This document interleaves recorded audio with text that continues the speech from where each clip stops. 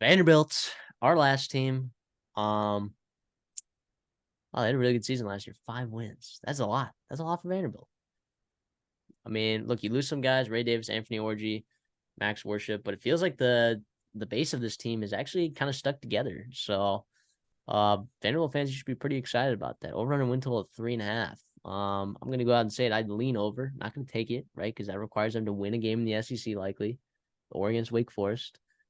But uh yeah, I mean I'm a big fan of this team in terms of like where it was 2 years ago and where it is now.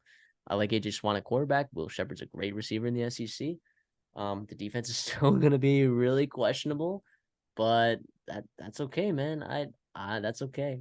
Look, I think this team can win 4 games. I think maybe, but I'm not going to take it. But I think it can definitely win 4 games.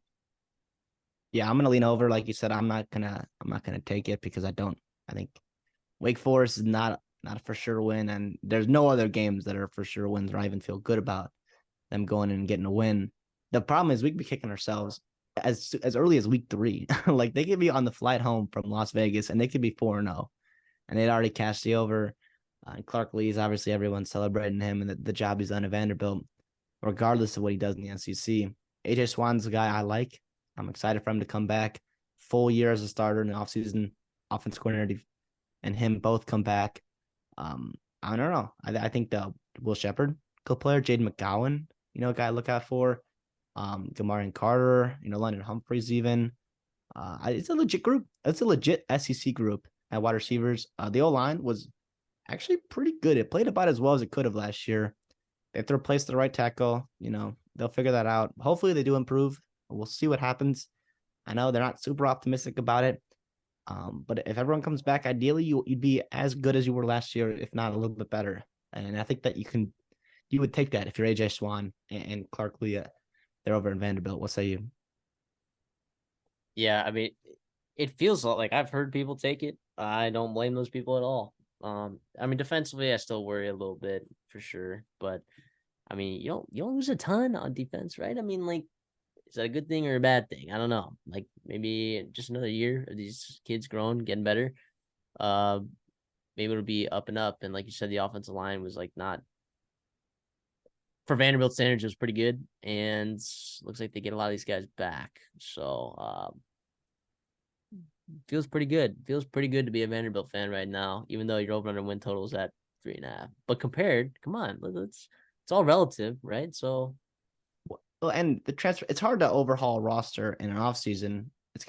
We knew it's going to take a good amount of time for Clark Lee to get Vanderbilt competing for a bowl game and SEC wins because Vanderbilt's so hard to get into in the transfer portal. Like they only took a couple guys and it was like from Notre Dame or like like Stanford or like it was like hard to get guys.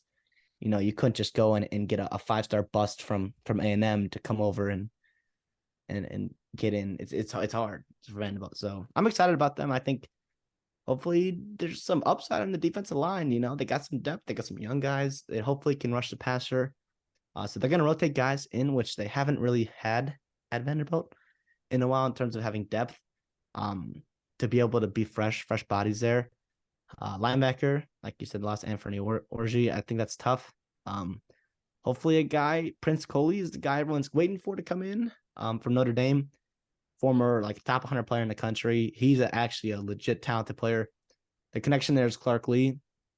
Clark Lee, I think, was coach at Notre Dame. So he recruited him to Notre Dame, and we'll see what he can do there.